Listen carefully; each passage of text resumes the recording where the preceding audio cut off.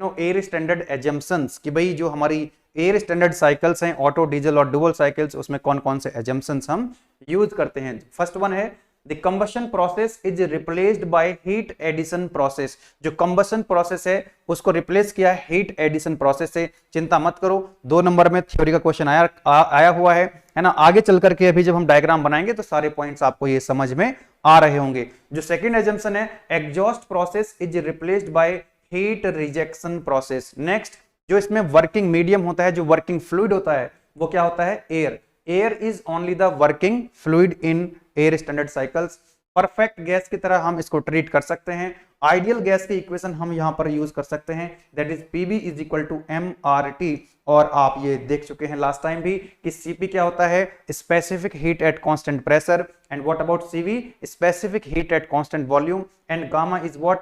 Adiabatic index. इनको हम मान करके चलेंगे क्या है? कांस्टेंट रहने वाले हैं through out the process, through out the cycles हम मान करके चलेंगे सीपी, सीबी और गामा क्या है? कांस्टेंट है। ठीक है, तो 2 नंबर में ये एजम्पशंस आपसे पूछे गए थे। और आपने देखा होगा जो बेसिक थर्मोडायनामिक्स है, आपने देखा होगा जो बेसिक थर्मोडायनामिक्स है। एक सेकेंड, ये स्लाइड कहां से एक्स्ट्रा आ गई, वो डिलीट कर देते हैं। यस, हाँ जी, तो मैं कह रहा था आपसे कि थर्मोडायनामिक्स में आपने देखा कि थ्योरी भी थी, वहां पे डेरिवेशंस भी थे और न्यूमेरिकल्स भी थे। लेकिन अप्लाइड थर्मोडायनामिक्स में थ्योरी बहुत नहीं, मतलब ना के बराबर थ्योरी है। तो यहां पर आप देखेंगे अप्लाइड थर्मोडायनामिक्स के अंदर या तो न्यूमेरिकल्स हैं या डेरिवेशंस हैं। Most of the questions numerical हैं और डेरिवेशंस हैं। मैंने आपको जो ऑफिशियल मैकेनिकल सेकेंडरी का जो ऑफिशियल व्हाट्सएप ग्रुप है, लास्ट 2 इयर्स के जो क्वेश्चन पेपर हैं अप्लाइड थर्मोडायनामिक्स में मैंने शेयर किए हैं, वहां पर आप देखिएगा तो वहां पर आपको पता लग जाएगा कि जो मेजॉरिटी ऑफ क्वेश्चंस हैं वो न्यूमेरिकल हैं। चलो बात कर लेते हैं, अब स्टार्ट कर दें आज का जो बेहतरीन जो कॉन्सेप्ट हम यहां पर सीखने वाले हैं, ऑटो साइकिल। 10 नंबर का जो क्वेश्चन है, कई बार पिछले साल, उसके पिछले साल भी ऑटो साइकिल का जो डेरिवेशन है एफिशिएंसी का, वो डिराइव आपसे कराया गया है। तो बहुत ही शानदार तरीके से इसको हम डिराइव करने का काम करेंगे अभी। तो सबसे पहले देखेंगे जो ऑटो साइकिल है, साइकिल का मतलब समझते हो, that is the combination of processes, यानी कि कई प्रोसेस को मिलाकर के क्या बनती है? एक साइकिल बनती है। साइकिल का मतलब है जब इनिशियल पॉइंट और फाइनल पॉइंट सेम हो जाते हैं। अगर याद आ रहा है आपको, थर्मोडायनामिक्स में पढ़ रखा आप लोगों ने, तो सबसे पहला जो प्रोसेस है, यहां पर मैंने लिख दिए सभी प्रोसेसेस के नाम। तो फर्स्ट जो प्रोसेस है that is isentropic process. Isentropic process, previous video में मैंने आपको सारे प्रोसेस के नाम बता दिए हैं ताकि आपको कोई दिक्कत ना आए। आइसेंट्रोपिक का मतलब होता है एंट्रोपी कांस्टेंट। बोलो यस और नो? आइसेंट्रोपिक मतलब एंट्रोपी कांस्टेंट। आइसेंट्रोपिक को आप कह सकते हैं रिवर्सिबल एडियाबैटिक। बताया था हमने, प्रूफ किया था ना, reversible adiabatic process must be isentropic. तो आप इसको या तो आइसेंट्रोपिक प्रोसेस लिख सकते हैं या लिख सकते हैं कि आप इसको रिवर्सिबल एडियाबैटिक प्रोसेस। तो यहां पर हम लिख देंगे कि भाई एंट्रोपी क्या रहेगी? कांस्टेंट। बहुत बढ़िया। और ये किस इक्वेशन को फॉलो करेगा? पीबी की power gamma is equal to constant. Yes, तो इसको हम पीबी डायग्राम बना लेते हैं। पीबी डायग्राम बनाते हैं और उसके बाद इसका हम बनाएंगे क्या? TS diagram, temperature versus entropy. अरे मैंने आपको बताया था थर्मोडायनामिक्स में, जो हमारे पुराने स्टूडेंट्स हैं उनको याद आ रहा होगा कि भाई थर्मोडायनामिक्स अगर आपको समझ में आ जाता है तो आने वाले सेमेस्टर्स में ऐसे बहुत सारे सब्जेक्ट्स मिलेंगे जो आपको तभी समझ में आएंगे जब आपको थर्मोडायनामिक्स समझ में आएगा। लेकिन ऐसे बहुत सारे स्टूडेंट्स इस बार जुड़े हैं पहली बार अप्लाइड थर्मोडायनामिक्स में, क्योंकि उनको बहुत देर से पता लगा, उनको गेटवे क्लासेस के बारे में नहीं पता था। तो लेकिन उसी के लिए मैंने एक वीडियो अपलोड कर दिया है, उसमें बेसिक चीजें कुछ बताई हैं, या छोटी मोटी चीजें जो जरूरत पड़ेगी मैं साथ के साथ उसको बताता हुआ चलूंगा, तो किसी तरह की कोई दिक्कत नहीं आएगी। अब आप मुझे एक बात बताओ जरा, यहां पर क्या लिखा हुआ है? This is what? Compression. Compression का मतलब होता है वॉल्यूम डिक्रीज हो रहा है। वॉल्यूम क्या हो रहा है? डिक्रीज हो रहा है। और जब कंप्रेशन होगा तो टेम्परेचर और प्रेशर दोनों इंक्रीज होंगे। तो जो हमारा प्रोसेस है इसको हम बोल देंगे प्रोसेस 1 to 2, है ना? Process 1 to 2। तो यहां पर आप देखना वॉल्यूम डिक्रीज हो रहा है क्या? Yes my dear students, volume decrease हो रहा है 1 से 2। और ये प्रोसेस कौन सा है? Isentropic compression, reversible adiabatic compression. उसके बाद जो नेक्स्ट प्रोसेस है that is constant volume heat addition. तो वॉल्यूम क्या रहने वाला है? कांस्टेंट। वॉल्यूम क्या रहने वाला है, कांस्टेंट। ओके, तो हम बना रहे हैं यहां पर पीवी डायग्राम, तो वॉल्यूम तो हॉरिजॉन्टल एक्सिस पे है, अगर वॉल्यूम कांस्टेंट रहेगा तो लाइन कैसी होगी, अरे लाइन कैसी होगी, वर्टिकल लाइन होगी, है ना। हीट एडिशन हो रहा है तो वर्टिकल ऊपर की तरफ जाएगी, तो 2 से 3 जो लाइन होगी वो हो जाएगी आपकी दिस वन। तो 2 से 3 क्या हुआ, हीट एडिशन, अरे हीट सप्लाई हुआ है यहाँ पे, बोलो यस और नो, हीट एडिशन, क्यूएस मतलब हीट सप्लाई हो रहा है, कहां से कहां तक, 2 से 3, लाइन कैसी होगी, वर्टिकल। नेक्स्ट जो प्रोसेस है आइसेंट्रोपिक एक्सपेंशन, एंट्रोपी क्या रहने वाली है, कांस्टेंट। ओके, अगेन जैसे यहां पर आइसेंट्रोपिक कंप्रेशन था, ये आइसेंट्रोपिक एक्सपेंशन है। आइसेंट्रोपिक एक्सपेंशन मतलब एंट्रोपी कांस्टेंट रहेगी, और ये भी किसको फॉलो करेगा, पीबी की power gamma is equal to constant. तो ऐसे आ जाएगा, अरे कंप्रेशन था तो देखो वॉल्यूम डिक्रीज हुआ, एक्सपेंशन है तो वॉल्यूम इंक्रीज होगा, यस और नो। तो ये बन जाएगा आपका isentropic compression, sorry isentropic expansion, कहां से कहां तक, 3 से 4 तक। लास्ट प्रोसेस कौन सा है, कांस्टेंट वॉल्यूम हीट रिजेक्शन, यहां पे हीट एडिशन था, कांस्टेंट वॉल्यूम पे यहां पे हीट रिजेक्शन है, तो वॉल्यूम विल रिमेन्स कांस्टेंट और हीट रिजेक्शन यहां पर हो रहा होगा। अगर वर्टिकल लाइन वर्टिकल आएगी क्योंकि क्या है, कांस्टेंट वॉल्यूम है। तो ये बन गई आपकी क्या, auto cycle on PB diagram. एक बार फिर से देख लो, पहला जो प्रोसेस है 1 से 2 आइसेंट्रोपिक कंप्रेशन है, तो 1 से 2 कंप्रेशन है, वॉल्यूम डिक्रीज हो रहा है। नेक्स्ट है constant volume heat addition, vertical line आएगी क्योंकि वॉल्यूम कांस्टेंट है, हीट एडिशन है तो ऊपर की तरफ, बोलो यस और नो। नेक्स्ट है आइसेंट्रोपिक एक्सपेंशन, तो देखो 3 से 4 आइसेंट्रोपिक एक्सपेंशन हो रहा है, वॉल्यूम इंक्रीज हो रहा है, प्रेशर डिक्रीज हो रहा है। And the last one is constant volume heat rejection, अरे कांस्टेंट वॉल्यूम है तो लाइन तो वर्टिकल होगी, लेकिन हीट रिजेक्शन है तो नीचे की तरफ आएगी। तो ये बन गई हमारी एक साइकिल, 1 से 2, 2 से 3, 3 से 4, 4 से 1, 1 से चले 1 पर आ गए तो साइकिल कंप्लीट हो चुकी है। तो this is the PV diagram for auto cycle. अब इस डायग्राम को, इस साइकिल को हम बनाना चाहेंगे टीएस डायग्राम पे। तो देखो 1 से 2 कैसा है, आइसेंट्रोपिक। मैं चाहूं तो यहां पर लिख दूं अगर आपकी परमिशन हो, तो ये जो प्रोसेस हैं, दो प्रोसेस जो हैं कौन कौन से, 1 से 2 और 3 से 4, 1 से 2 और 3 से 4, ये किसको फॉलो कर रहे हैं, पीबी की power gamma is equal to constant, isentropic process की ये इक्वेशन है। अब देखो 1 से 2 आइसेंट्रोपिक यानी कि एंट्रोपी कांस्टेंट है, टीएस डायग्राम पे एंट्रोपी हॉरिजॉन्टल एक्सिस पे है, तो जब एंट्रोपी कांस्टेंट होगी तो टीएस डायग्राम पे लाइन कैसे आएगी, वर्टिकल, और टेम्परेचर इंक्रीज होगा क्योंकि कंप्रेशन है। तो देखो जरा यहां पर आप बना सकते हैं 1 से 2 लाइन बनेगी like this, this is 1 and this is 2। अब यहां पर आपको पता होगा कि भाई मैंने बताया था आपको, जो टेम्परेचर वर्सेस एंट्रोपी डायग्राम होता है, कांस्टेंट वॉल्यूम की लाइन ऐसी कुछ होती है, कांस्टेंट प्रेशर की लाइन कुछ ऐसे होती है। ये हम representation of constant volume line and constant pressure line ऐसे दिखाते हैं। तो देखो 2 से 3 क्या है, कांस्टेंट वॉल्यूम, तो कांस्टेंट वॉल्यूम की लाइन टीएस डायग्राम पे बनेगी कुछ इस तरह से, लाइक दिस, है ना। तो 2 से 3 हो जाएगा constant volume heat addition. Next 3 से 4 क्या है आपका, आइसेंट्रोपिक प्रोसेस है, तो 1 से 2 आइसेंट्रोपिक, 3 से 4 आइसेंट्रोपिक, तो ये वर्टिकल लाइन आ जाएगी क्योंकि एंट्रोपी को क्या रखना है, कांस्टेंट रखना है। और उसके बाद 4 से 1 हीट रिजेक्शन है यानी कि कांस्टेंट वॉल्यूम है। तो हमारी ये साइकिल क्या हो चुकी है, कंप्लीट हो चुकी है, कहां पर, टीएस डायग्राम। तो हमने बना लिया है ऑटो साइकिल का टीएस डायग्राम और पीवी डायग्राम, दोनों हम बना चुके हैं। और माय डियर स्टूडेंट्स, ध्यान इस बात का आपको रखना है कि आगे चल करके मैं इनको डायग्राम को थोड़ा फास्ट बनाने वाला हूं, पहली बार बनाया है अभी, इसलिए मैंने स्लो मैनर में बनाया है, ठीक है। चलो अल्टीमेटली हम ये कह सकते हैं क्या कि भाई जो ऑटो साइकिल होती है दैट कंसिस्ट ऑफ 4 प्रोसेसेस, कितने प्रोसेस, 4 प्रोसेस। 2 होंगे आपके isentropic process, isentropic compression, isentropic expansion, और 2 होंगे constant volume process, constant volume heat addition, constant volume heat rejection. दोनों साइकिल को, दोनों ऑटो साइकिल को हमने पीवी डायग्राम, टीएस डायग्राम पे यहां पर बना दिया है।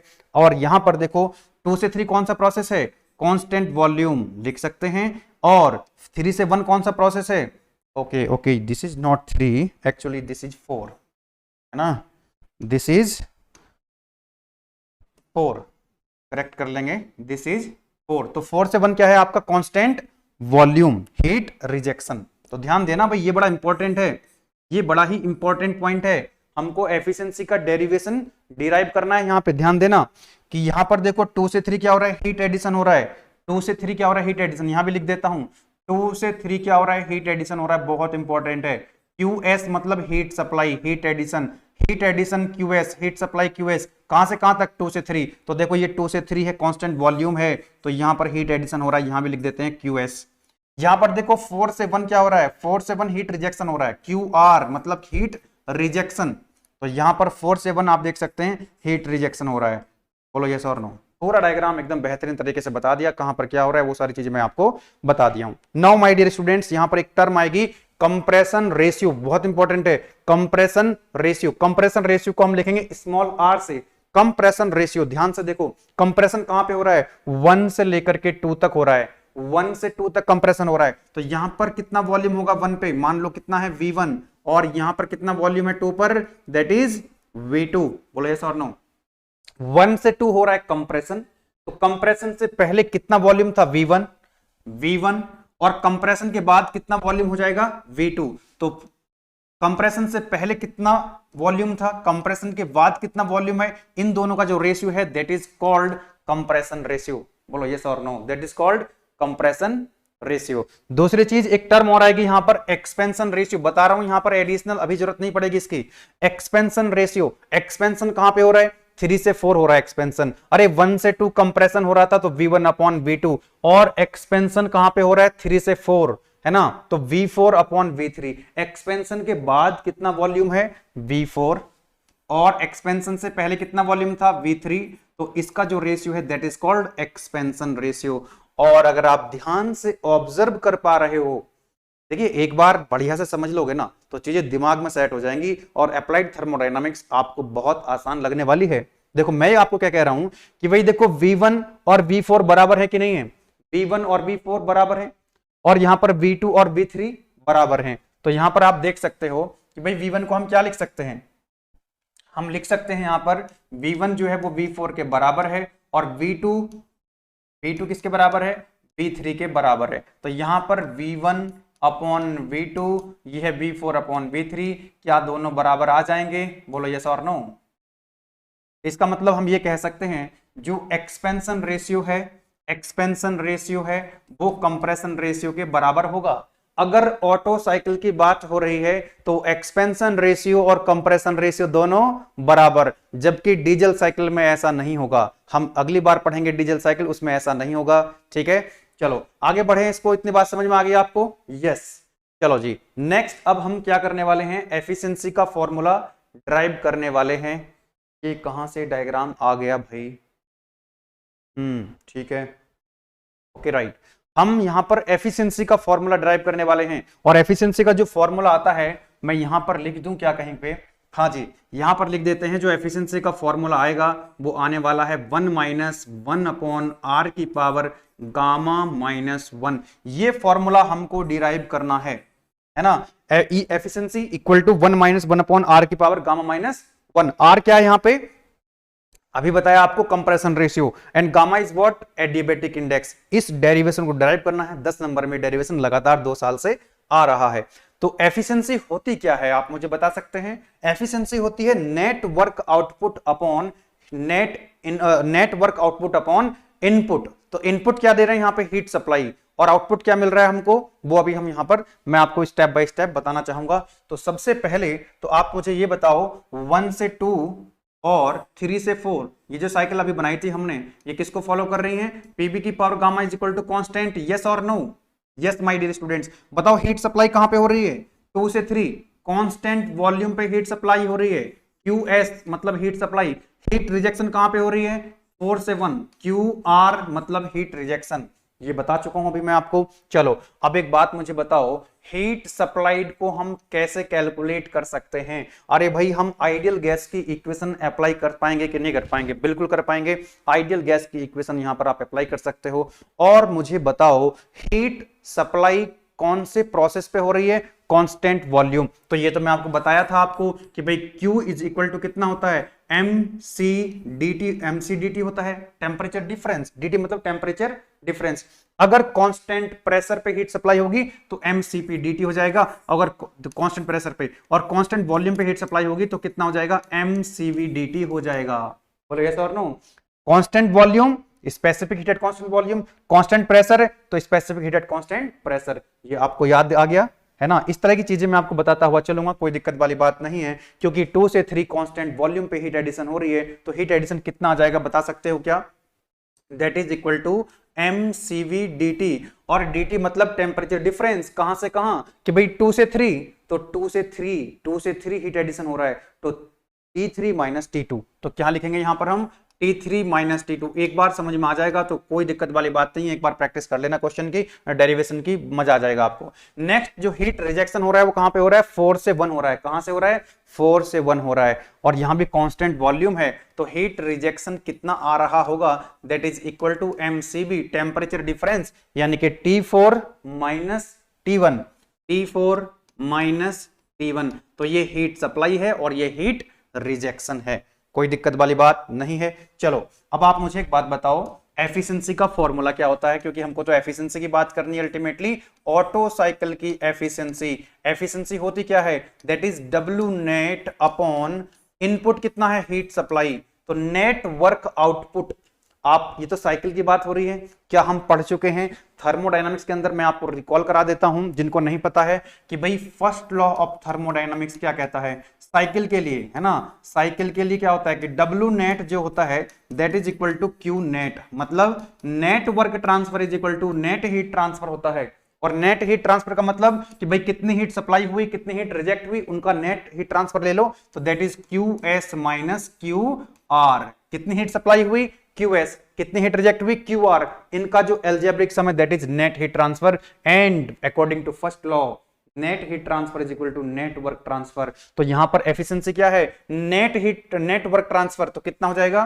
That is equal to Q net, है ना, net heat transfer upon QS यानी कि हीट सप्लाई। तो आप मुझे बताओ जरा ऑटो साइकिल की एफिशिएंसी कितनी हो जाएगी? Q नेट कितना है?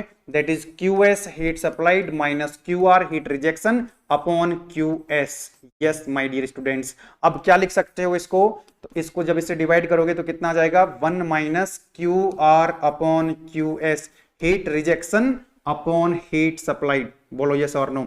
Okay okay right. अरे कुछ नहीं बचा, डेरिवेशन देखिए, अगर आपके बेसिक फंडामेंटल्स क्लियर है तो कोई दिक्कत ही नहीं है। देखो हीट रिजेक्शन कितना है, लिखो वैल्यू पुट करो यहां पर, 1 माइनस हीट रिजेक्शन कितना? QR। अरे देखो QR तो ये दे रखा है यहां पे, that is equal to mCv T4 minus T1, बहुत बढ़िया, T4 minus T1 upon QS कितना है?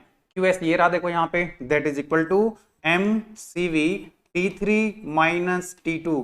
बोलो यस और नो? तो ये तो आपका जो mCv है ये तो कैंसिल आउट हो जाएगा, और आप यहां पर भी m की वैल्यू 1 रख सकते हो, यहां पर सीधा लिख सकते हो QS is equal to CV T3 minus T2। हम यूनिट लेकर के चलते हैं, m की वैल्यू आप 1 लेकर के चल सकते हो। तो फाइनली जो मेरे पास यहां से इक्वेशन मिली है वो आ गई है ऑटो साइकिल की एफिशिएंसी। 1 माइनस कितना बचा ऊपर? तो T4 माइनस T1 अपॉन नीचे कितना बचा? T3 minus T2। बहुत बढ़िया, बहुत ही शानदार, जबरदस्त।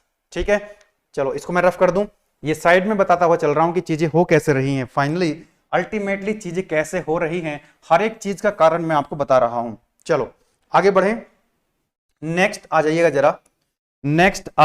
अच्छा एक बात बताओ, यहां से हम एक काम कर सकते हैं क्या? चलो अभी बाद में करते हैं, स्टेप बाय स्टेप चलेंगे, राइट। ओके, जैसा कि मैंने आपको बताया था अभी कि भी कंप्रेशन रेशियो होता है कितना? V1 upon V2। V1 upon V2 क्या होता है? Compression ratio. तो यहां पर हम लिख सकते हैं कि भाई जो कंप्रेशन रेशियो है वो कितना है? V1 upon V2। और V1 किसके बराबर होता है? V1 V4 के बराबर होता है, तो हम V1 को V4 भी लिख सकते हैं, और यहाँ पे जो V2 होता है वो V3 के बराबर होता है। बोलो यस और नो? इसमें कोई दिक्कत वाली बात नहीं है। मैं इसको बॉक्स में बंद कर देता हूं, ध्यान रखना इस बात का कि V1 upon V2 is equal to V4 upon V3 जो है वो कंप्रेशन रेशियो के बराबर है। चलो नेक्स्ट, अच्छा आप मुझे एक बात बताओ, जो प्रोसेस 1 से 2 है वो कैसा है? आइसेंट्रोपिक प्रोसेस है। प्रोसेस की बात हो रही है, प्रोसेस 1 to 2 कैसा प्रोसेस है? आइसेंट्रोपिक प्रोसेस है। पीवी की power gamma is equal to constant. अगर आपको ध्यान हो तो बेसिक थर्मोडायनामिक्स में, मुझे पता है कि आप भूल गए होंगे, कोई दिक्कत वाली बात नहीं है, नहीं भी पढ़ा होगा इसलिए बता रहा हूं आपको। अगर प्रोसेस आइसेंट्रोपिक है, आइसेंट्रोपिक प्रोसेस के लिए इक्वेशन क्या होती है? PV is equal to constant, PV की power gamma is equal to constant, यानी कि हम लिख सकते हैं अगर कोई प्रोसेस 1 से 2 हो रहा है, अगर कोई प्रोसेस 1 से 2 हो रहा है और वो आइसेंट्रोपिक प्रोसेस है, तो हम लिख सकते हैं P1 V1 की power gamma is equal to P2 V2 की पावर गामा। ये P और B में रिलेशन है। इसी को अगर हम लिखना चाहें P और T में तो क्या लिखेंगे, T2 upon T1 is equal to P2 upon P1 की power gamma minus 1 upon gamma. और ये तो हो गया आपका P और B में, ये हो गया T और P में, लेकिन टेम्परेचर और वॉल्यूम में भी एक रिलेशन था। What is that, you know T1 V1 की power gamma minus 1 is equal to T2 V2 की power gamma minus 1। Basic thermodynamics में सारी इक्वेशंस आपको कराई हुई थी, तो ये इक्वेशन क्या हम यहां पर अप्लाई कर सकते हैं, बिल्कुल इन तीनों में से कोई से भी इक्वेशन आप अप्लाई कर सकते हो, कोई दिक्कत वाली बात नहीं है। तो 1 से 2 क्योंकि आइसेंट्रोपिक प्रोसेस है, तो यहां पर 1 से 2 में इक्वेशन लिख सकता हूं क्या, T1 V1 की power gamma minus 1 is equal to T2 V2 की पावर गामा माइनस 1। इसको मैं रफ कर दूं, अब मैंने आपको बता दिया है कि चीजें जो है कहां से आई हैं। नाउ माय डियर स्टूडेंट्स, एक बात और बताओ मुझे, यहां से मैं क्या लिख पाऊंगा इसको, कि भाई यहां से मैं लिख सकता हूं इसको मैं लिख सकता हूं T1 अपॉन T2। बोलो यहां से कितना हो जाएगा, T1 है, T2 को इधर ले आओ तो कितना हो जाएगा, ये हो जाएगा V2 अपॉन V1, ये V1 उधर चला जाएगा और पावर कितनी है, गामा माइनस 1। क्या आप मुझे बता सकते हैं कि T1 अपॉन T2 कितना हो जाएगा, V2 अपॉन V1। देखो V1 अपॉन V2 है R, तो V2 अपॉन V1 कितना हो जाएगा, इसका उल्टा कर दो ना, रिवर्स, तो 1 अपॉन R हो जाएगा। वही V1 अपॉन V2 कितना है, कंप्रेशन रेशियो R, तो V2 अपॉन V1 कितना हो जाएगा, 1 अपॉन R, तो 1 अपॉन R हो जाएगा V2 अपॉन V1 की वैल्यू, और पावर कितनी है, गामा माइनस 1। अरे यार इसको याद रखो, मैं लिख देता हूं यहाँ पे, इसको मैंने लिख दिया है, याद भी रखने की जरूरत नहीं है, अपने आप एक फ्लो होता है। देखिए जो भी जहां पर इक्वेशंस है ना, जहां पर थोड़ा सा मैथमेटिकल एक्सप्रेशंस इन्वॉल्व में, एक फ्लो होता है, वो फ्लो आपको प्रैक्टिस से आ जाता है और कोई दिक्कत आती नहीं है, पूरे नंबर आपको मिलते हैं। नेक्स्ट, जिस तरह से हमारा एक प्रोसेस है 1 से 2 आइसेंट्रोपिक, क्या उसी तरह से 3 से 4 भी आइसेंट्रोपिक है? अरे 1 से 2 और 3 से 4 दोनों आइसेंट्रोपिक प्रोसेस हैं। तो एक काम करो, जो प्रोसेस 3 to 4 है ना, मेरे को, मैं एक्सप्लेन कर रहा हूं इसलिए समय लग रहा है, जब मैं एक्सप्लेन कर दूंगा और आपको समझ में आ जाएगा, आप 5 मिनट में ये डेरिवेशन डिराइव कर सकते हैं। चलो प्रोसेस, कौन सा process, 3 to 4, that is again PV की power gamma is equal to constant. तो फिर से यही रिलेशन लगाओ, अरे यही रिलेशन लगाओ, T1 V1 की power gamma minus 1 is equal to T2 V2 की पावर गामा माइनस 1। ये तो 1 से 2 लगाया आपने, इसी को 3 से 4 भी तो अप्लाई कर सकते हो। तो क्या लिखोगे यहाँ पे, T3 V3 की power gamma minus 1 is equal to T4 V4 की power gamma minus 1। And my dear students, जरा एक बात बताओ, इसको आप एक काम करो, T3 अपॉन T4 लिख सकते हो, यस और नो, T3 अपॉन T4 या T4 अपॉन T3, कुछ भी लिख लो, है ना। एक काम करो, इसको लिख लो T4, देखो ये T4 है, इस T3 को इधर ले जाओ तो ये हो जाएगा आपका T4 अपॉन T3। तो कितना हो जाएगा, B3 अपॉन B4, और पावर कितनी है, गामा माइनस 1। बहुत बढ़िया। अब एक काम करो, यहां पर देखो जरा, ये जो V4 अपॉन V3 है, ये कंप्रेशन रेशियो R है, तो इसका उल्टा कर दो, V3 अपॉन V4 मिल जाएगा आपको यहां से। तो अल्टीमेटली आप लिख सकते हो कि भाई T4 अपॉन T3 जो है वो 1 अपॉन R कंप्रेशन रेशियो की पावर गामा माइनस 1। इसको भी मैं बॉक्स में बंद कर रहा हूं, इसको भी मैं बॉक्स में यहां पर बंद कर रहा हूं। बहुत सही। एक चीज यहां पर जरा ऑब्जर्व करो, 1 अपॉन R की power gamma minus 1, 1 upon R की पावर गामा माइनस 1, यानी कि ये दोनों क्या है, सेम है। मतलब T1 T2 का जो रेशियो है वो T4 T3 के रेशियो के बराबर है। तो मैं यहां पर लिख पाऊंगा इसको बहुत ही शानदार तरीके से। बोलो ये दोनों इक्वेशन बराबर है कि नहीं? तो हम लिख सकते हैं यहां पर T1 upon T2 is equal to T4 upon T3। अब मैं इसको थोड़ा फर्दर अभी यूज करने वाला हूं आगे, थोड़ा रुको, थोड़ा वेट करो, है ना। यहां पर जरा आओ वापस, यहां पर थोड़ा सा वापस हम आते हैं, यहां पे आ जाओ जरा। एक काम करो, ये जो आपकी ऑटो साइकिल की एफिशिएंसी है, यहां से आप T1 को कॉमन ले लो, तो यहां से आपको एफिशिएंसी मिल रही होगी 1 माइनस 1 को ऐसे लिखा, यहां से T1 को बाहर निकालो, T1 को बाहर निकालो, तो यहां पर क्या आ जाएगा, T4 upon T1, T4 upon T1 और यहां पर क्या बचेगा -1।